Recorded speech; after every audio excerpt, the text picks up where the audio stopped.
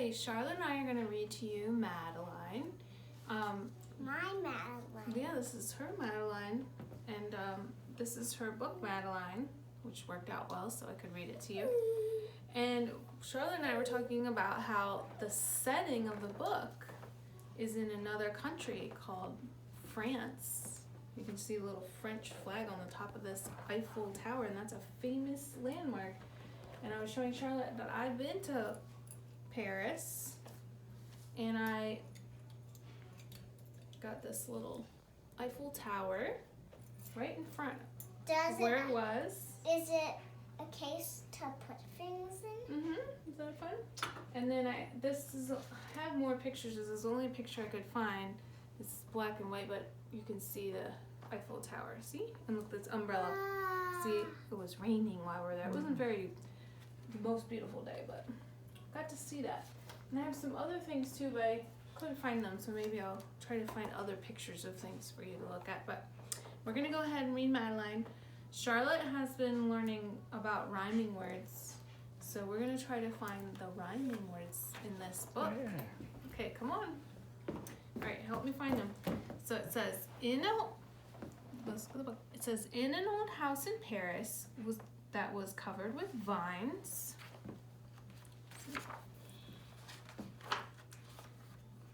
Lived 12 little girls in 2 straight lines. In 2 straight lines, they broke their bread.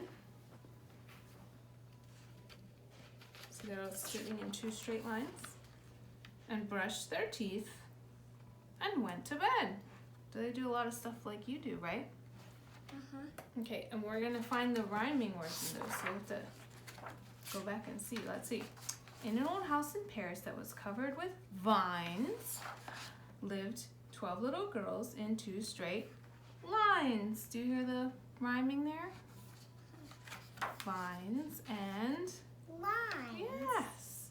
In 2 straight lines, they broke their bread and brushed their teeth and went to bed. So bread and bed. Bread and butter. Okay. They smiled at the good. What are they doing good? What do you see good in here? Somebody doing something good here? There's bad guys. Yeah, that's the next page is bad. Here, this guy's being good. He's feeding that horse an apple. That's good. And this is a famous opera house that is in Paris. So there's a lot of neat pictures in here of famous places. It's a famous opera house. If later in life, if you like Phantom of the Opera, which is a play that's supposed to be the opera house. Okay, and then we have, so they said they smiled at the good and frowned at the bad. What is happening bad? The bad guy is taking away the suitcase and all the jewelry thrown on the lamp. Whoa, and the police guy is chasing him. He's not being very good, is he? The bad guy's not being good. And so they're frowning because they're like, we don't like that, right? We don't like to see that. And sometimes they were very sad. Oh, what do they see that there might be a little sad about there? That guy. Did he hurt his leg? Oh, that would make me sad too, to see that guy trying to walk with his hurt leg. They left the house at 9:30 in 2 straight lines.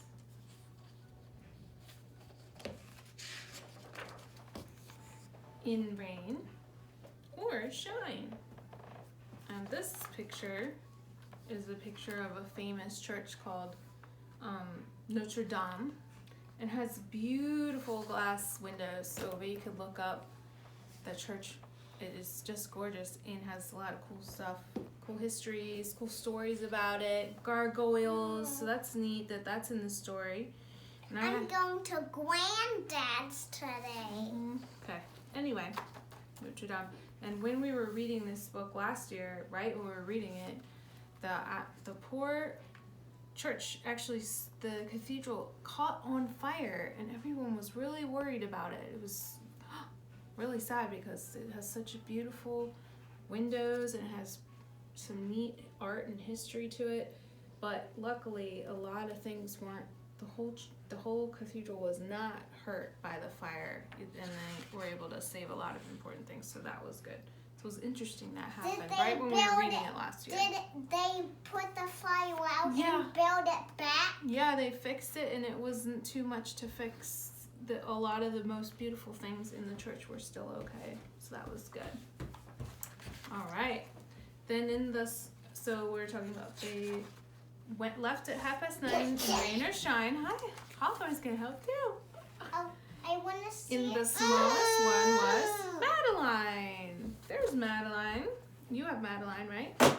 So the smallest one was Madeline. She was not afraid of mice. Ooh, she's brave. Yeah. Oh, I'm scared. All of us scared of mice. Daddy knows I'm that. not scared like Madeline. You're like Madeline. She loved winter, snow, and ice. So we have some more rhyming. Mice and ice. Is that Madeline? Do you like winter, snow, and ice? What one is Madeline? I think it's her. You got it. And to the tiger in the zoo, Madeline just said, poo poo. Isn't that silly? Is she scared of that? Is she scared? No. And nobody knew so well how to frighten Miss Clavell. How is she frightening Miss Clavell? What's she doing right there? Like that. Standing on the side. That's dangerous. That would frighten me too. Don't do that. Right? So then we'll keep reading. In the middle of one night, Miss Clavell turned on her light and said, something is not right. What do you think is not right? Something wrong with Madeline, you think? Little Madeline sat in bed, cried and cried. Her eyes were red. And soon after Dr. Cone came, he rushed out to the phone. So, I wonder what she's crying about. She cried and cried, her eyes were red. He dialed Danton 10-6. Nurse, he said, it's an appendix. Okay. And we can talk more about what an appendix is, but they need to help her because something is wrong with her appendix. Everybody had to cry. Not a single eye was dry. Madeline was in his arm, in a blanket, safe and warm. In the car with red light, they drove out into the night. Madeline woke up 2 hours later in a room with flowers. I'm gonna go a little faster since we're running out of time. Madeline soon ate and drank. On her bed there was a crank. See the crank? And the crack on the ceiling had the habit of sometimes looking like a rabbit. Where is she? Did she go somewhere to help her appendix? What do you think? Outside were birds and trees and sky, and so 10 days passed quickly by. One nice morning, Miss Clavell said, isn't this a fine day to visit Madeline? So they're gonna go visit Madeline. Hawthorne. It's okay. Yeah, okay. Visitors from 2 to 4 read a sign outside her door, tiptoeing with solemn face, with some flowers and a vase. When someone's sick, sometimes you bring them a treat or flowers? I bring sweets and flowers. Okay. In they walked and then said, ah! Then when they saw the toys and candy and the dollhouse from Papa. Ooh. Wow, that's nice. She got a lot of treats. Did that cheer her up, you think? But the biggest surprise by far, on her stomach was a scar. They had to get that sick appendix out. Goodbye, they said. We'll come again. And then the little girls left in the rain. Mm-hmm.